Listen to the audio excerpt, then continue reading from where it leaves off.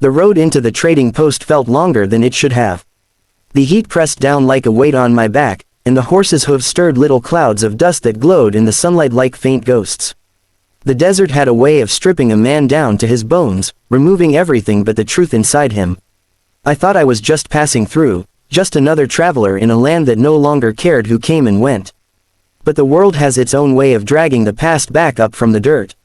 I had been riding since sunrise, coming down from the high ridges, hoping to trade for salt, flour, and bullets. Nothing more. The land was quiet enough that morning that even my thoughts seemed too loud. Sometimes silence is a comfort, sometimes it's a warning. I didn't yet know which it was. As I approached the trading post, I slowed my horse. The building looked abandoned from a distance, walls weathered gray, roof sagging, windows shattered by wind or fists or time. But the horses tied out front told a different story. 6 of them, rough-looking, lean, with saddles that had seen too much hard riding. Men like that rarely brought peace with them. I dismounted, dusted off my coat, and took a slow step forward. Voices drifted from behind the building, sharp, coarse, laughing in a way that didn't sit right in the gut. That laughter wasn't joy, it was cruelty with liquor poured over it. Then I heard a small, choked sound. Not quite a cry, more like someone trying not to give pain the satisfaction of sound. I rounded the corner. There, hanging from a thick wooden beam, were 3 Apache girls. They were suspended by their ankles, backs arched downward, wrists tied behind them. Their hair hung below them, brushing the dirt, their faces flushed and swollen from blood rushing the wrong way. But their eyes were open, awake, and silent. No tears, no begging, no surrender. The men standing around them were not soldiers, not anymore.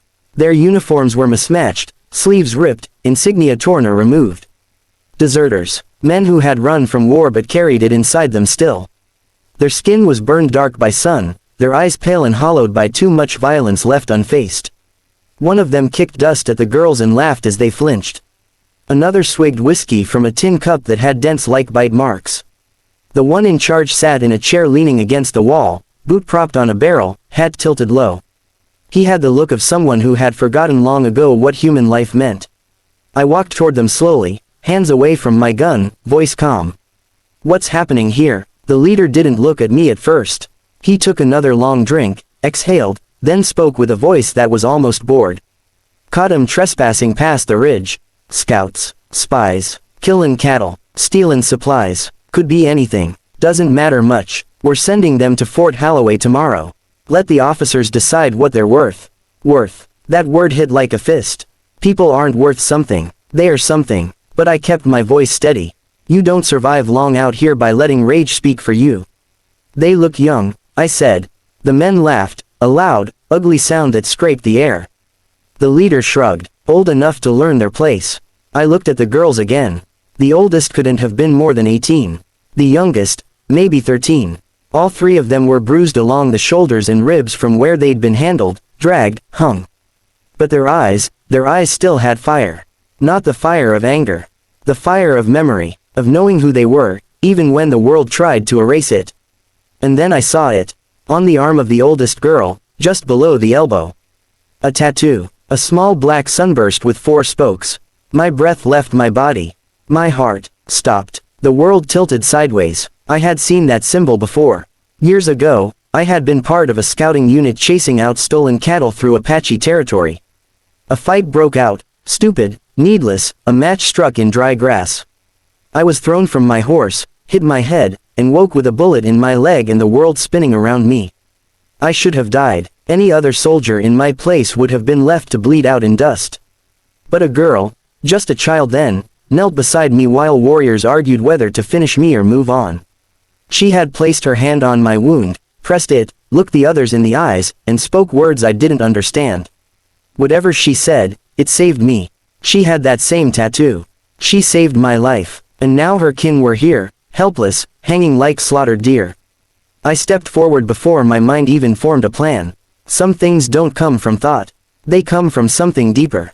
"Cut them down," I said. The leader looked at me then. Really looked. He tilted his head just slightly, like a dog measuring the distance to a bone someone else wanted. "You giving orders?" he asked. "I'm asking for decency," I replied. He spat. "Decency doesn't feed a man."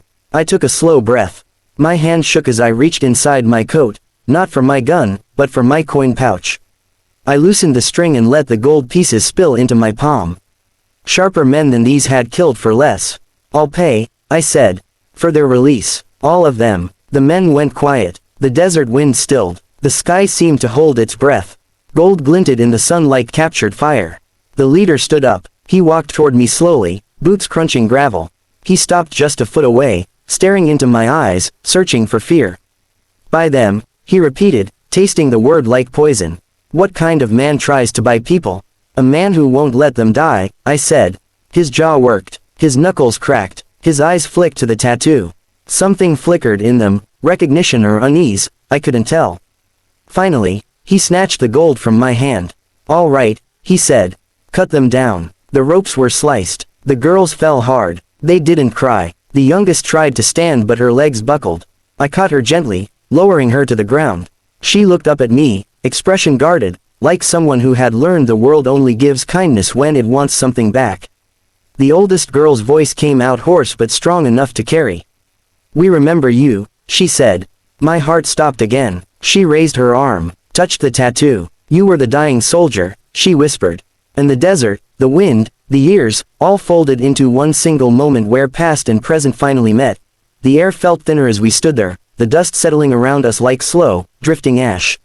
I could feel the tension in the ground itself, the way horses stamped and snorted, sensing danger before men did.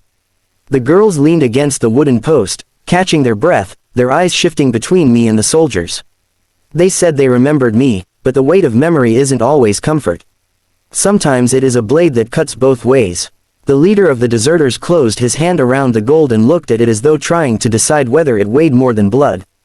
He hadn't expected to be paid, only feared.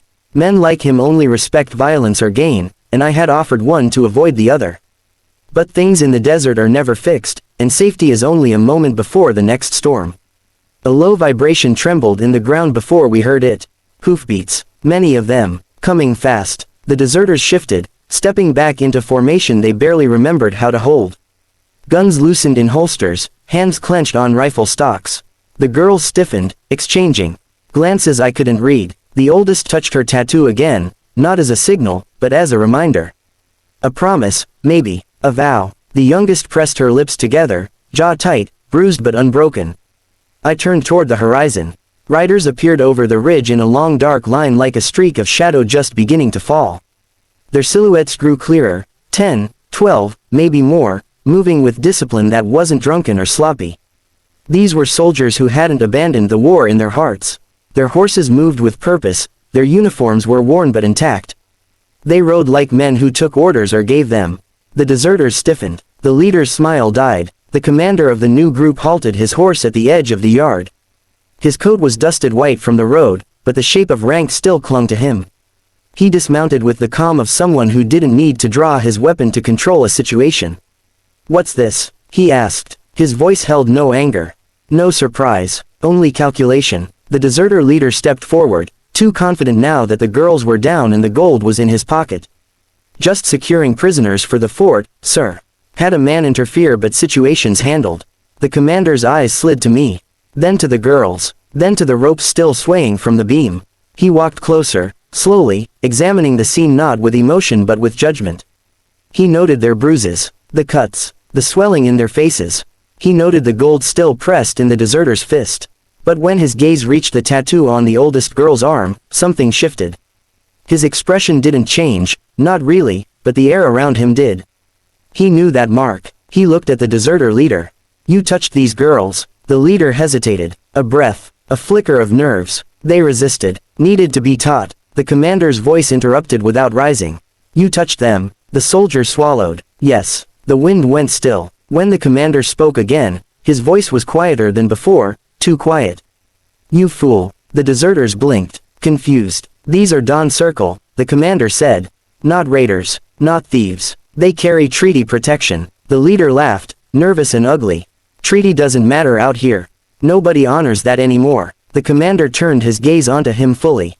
And I saw something in that look I hadn't seen in a long time, fear, but not the kind that makes a man cower.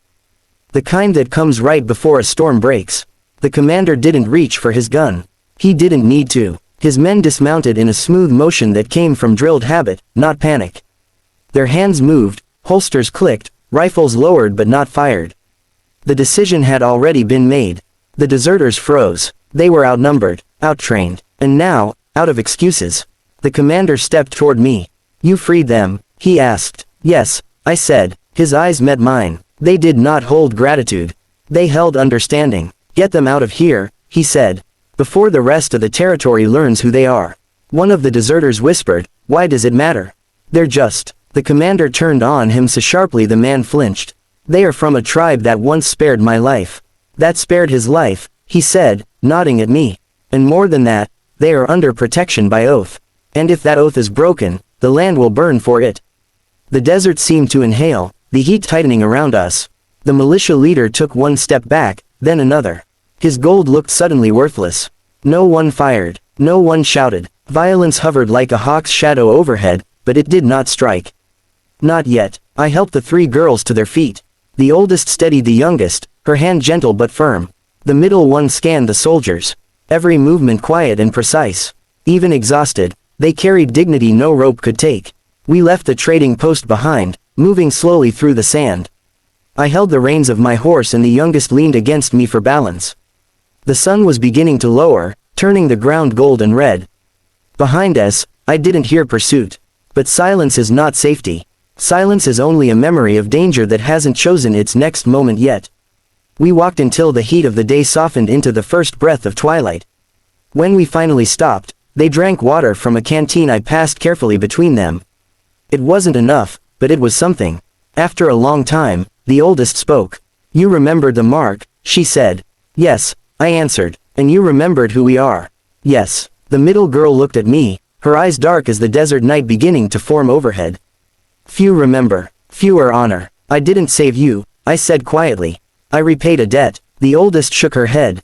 "No, you made a choice. That is different." I looked away into the stretching horizon, where the land seemed to breathe and shift in colors I couldn't name.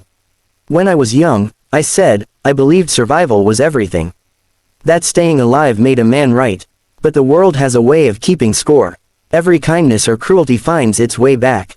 The youngest, voice soft and trembling from thirst and exhaustion, whispered, "We knew you would come." The words struck something deep, something I thought I buried. "How?" I asked. She pointed to the sky, where the first stars had begun to burn. "Because the ones who choose mercy are chosen in return." The night settled around us, quiet and wide, stretching far beyond memory, beyond war, beyond the borders that men draw and redraw like scars on the earth. And for the first time in years, I didn't feel like I was running from something. I felt like I was walking toward it.